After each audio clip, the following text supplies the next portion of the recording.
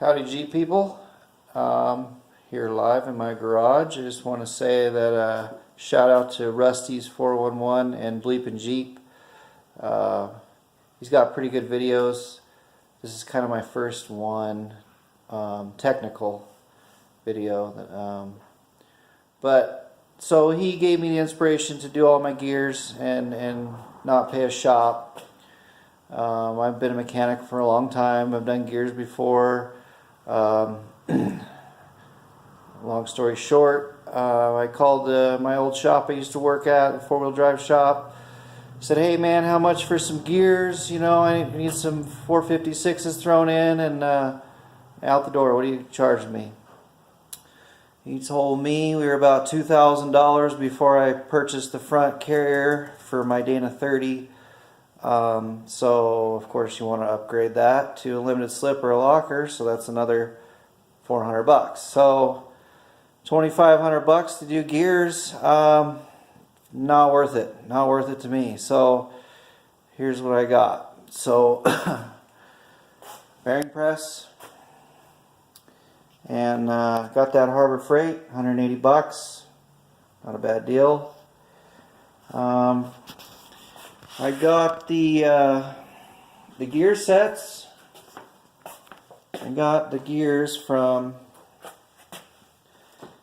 Amazon. No, sorry. I got the limited slip power tracks from Amazon because everybody else is sold out, even Detroit. And I got these from eBay. And then watching Rusty's videos, I got the Bleepin' Jeep pinion holder. I haven't even opened it up yet. He gave me some candy. But that's it right there. Helps hold the pinion, the yoke, and so you can put a breaker bar on it or a torque wrench. Get your preload right.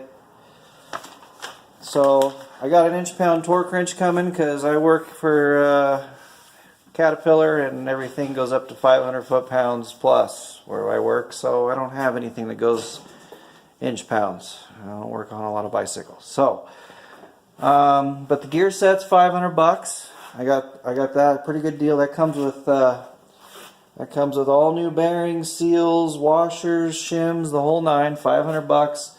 This was $389, I think. So there you go.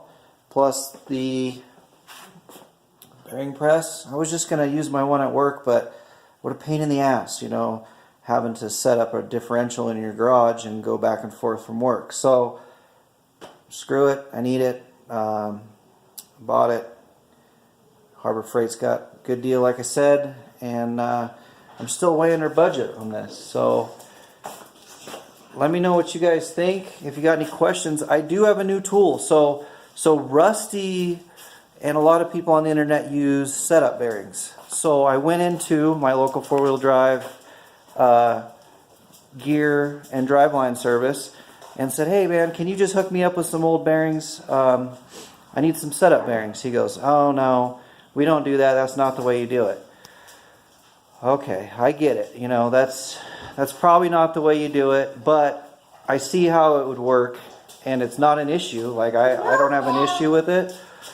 But he was explaining to me how that's not a good idea and how the tolerances can be off and so on and so forth. So, being me, I want to do things right. I asked him, you know, what the tools, show me your tools and let's see what we got. So, I got one coming. It's not like expensive as his. His is like $490, but he can do all the way up to Dana 80s and that. So it actually holds the race and the bearing together and pulls it off in one piece. So you don't damage the race, you don't damage the bearing, you don't damage anything else. So I'm getting that. It's coming. It should be here, and hopefully it should be here by Saturday, and I'll be able to do another video of how it works and how to use it. So I'm excited to do that because I priced out bearings, even a cheap set of setup bearings. You know, you're looking at $37, $40. So $40 plus the front, you need another setup. That's 80 bucks. I got this tool for 187 bucks. So, I mean, it beats getting setup bearings for everything that I'm going to do differentials on, which, I don't know. Who knows how many of these I'm going to do. This might be the last one. Shit, I don't know. But I like to do it, you know, the way professionals do it, and I like to buy the tools. I'm a mechanic. I got a whole mess of tools. If you're a mechanic and you go in a tool truck, it's like a kid in a candy store, let me tell you. But our pockets are our limits, and we can't go out and buy the most expensive stuff, hence the Harbor Freight press and all the other cheaper tools I have in my garage. You know, I have a small box full of cheaper tools. I have $100,000 worth of tools at work that I can't bring home every day, and it's frustrating, but it's life. So yeah, once I get the tool, I'll set up. I'll show you guys how to set it up and use it, and then maybe, you know, if it gives you guys another idea. I didn't see any videos on the internet really about. I've seen the so I have this set up here, which is the splitter. Here we go. Definitely going to need that.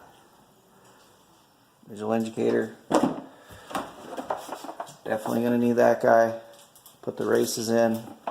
You can use a brass punch and stuff if you're careful, but 5-ton splitter. So the splitter, it works good, but you got to remove the cage, and to me it's pointless. If you're doing differentials, you kind of want to remove the bearing without damaging it.